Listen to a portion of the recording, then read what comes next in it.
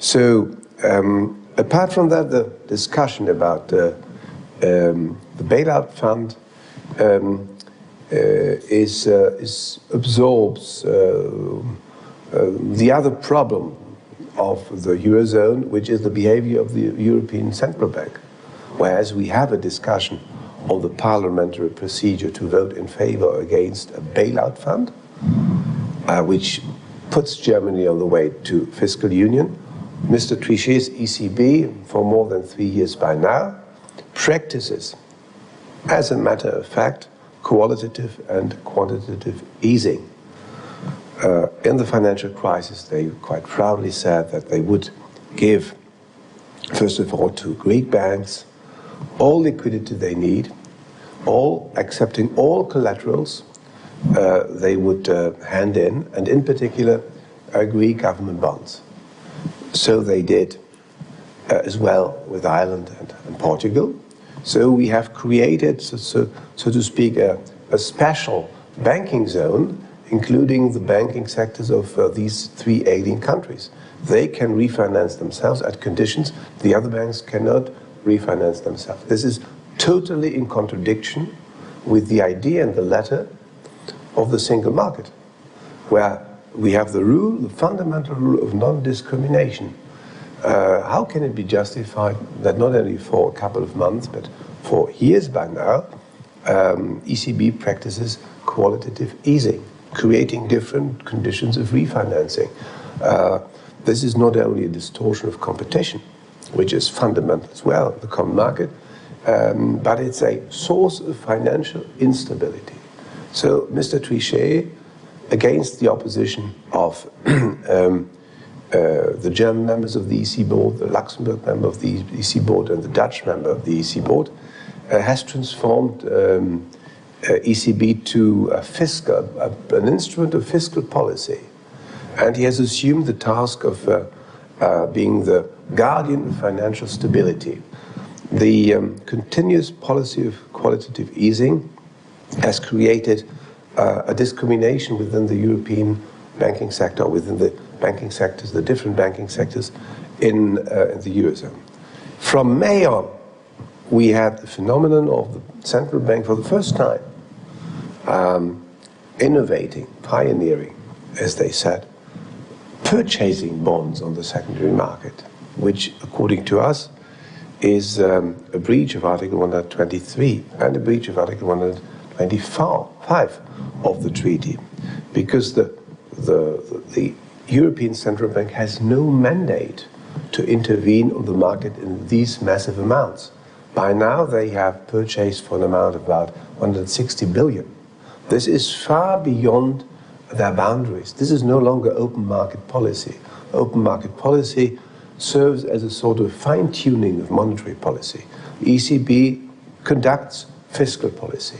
They are out of bounds, and they have to be judged. And that's why we have taken a legal action in the Court of Justice in Luxembourg, and we will see whether the Court of Luxembourg will be able and is willing to see that without jurisdiction in that case, ECB will be without any control.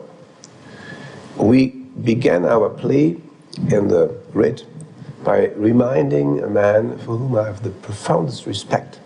It is Lord Denning, Master of the Rolls, who in the 70s in Britain, towards the trade unions, said, "Be you ever so high, the law is above you.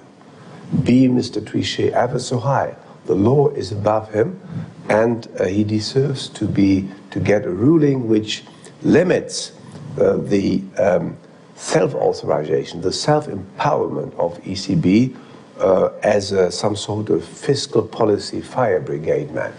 Understood. Is it likely that the court will take the case and rule on it, in your view? Well, otherwise, or is it too political and therefore they're going to sidestep it? All constitutional complaints are very political. This is in the very nature of constitutional complaints. As long as a case is pending, and as long as I'm the attorney, I never make any comments on the court. Okay. Because I suppose as long as I haven't seen the verdict, the court is being totally impartial. So now we got a ruling from the Constitutional Court, and I give my criticism on that. Be it within or as long as the procedure is lasting, I commit myself to discretion. But of course, we do hope that the violations of the treaty, which nobody puts into question, even not the central bank, will be legally assessed. Why? Because otherwise, if they are not assessed, if they are not appreciated, there would be a precedent, because the European Central Bank, being a pillar of the European Monetary Union, could act in a way totally independent of law, no longer subject to the rules of the treaty. We fought for these treaty rules, Articles 123 to Article 126. We said our consent to the European Monetary Union is subject to the implementation of these rules. No monetary financing by the central bank, no bailout clause, no bailout of ailing countries. Now ECB acts to bail out countries, to help them, asking these countries to, or urging them to organize austerity measures. It's not the task of the central bank to urge governments to organize austerity packages. It is the task of the parliament and the government to come back to their senses and to negotiate that with the population. This is a democracy. The governments have a contract with the people. They don't have a contract with the European Central Bank. So we have a system in the European jurisdiction which presupposes so-called privileged plaintiffs, which is due to the fact that the great danger in the beginning years of the European Community was violation of the treaty by a member state. In that case, the Commission intervened and took the member country, to the court.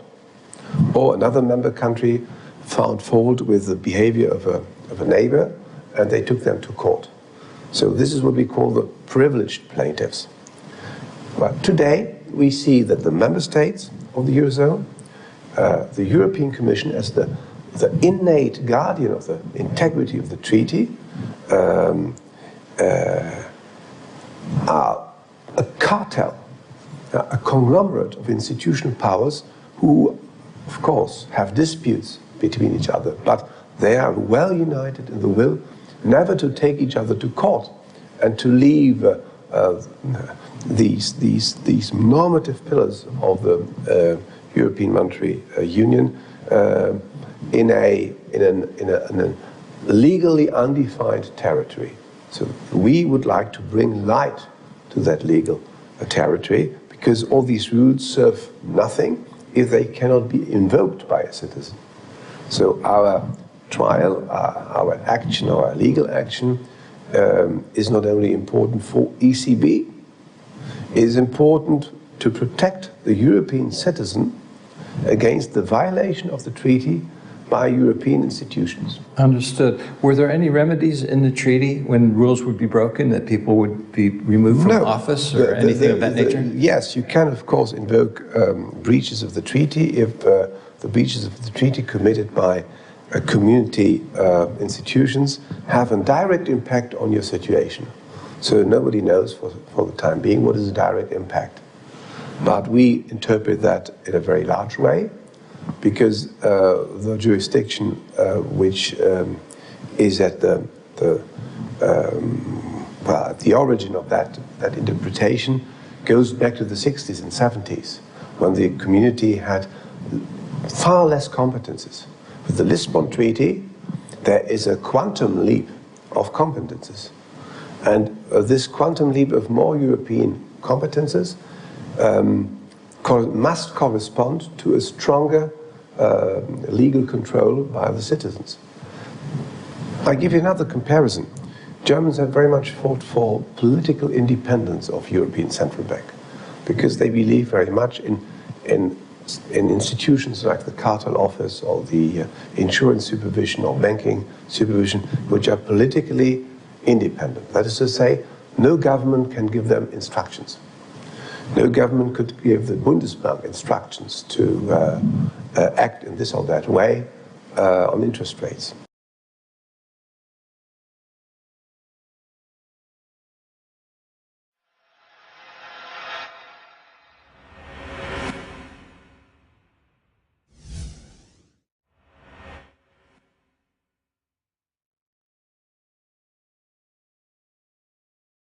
Eurozone, which is the behavior of the European Central Bank.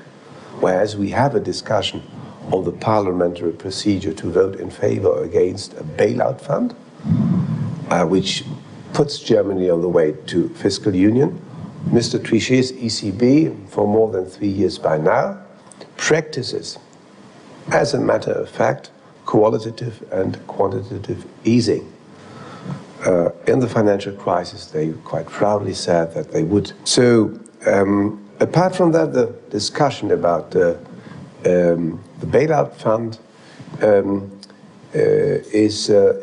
absorbs the other problem of the give, first of all, to Greek banks all liquidity they need, all accepting all collaterals they would hand in, and in particular Greek government bonds.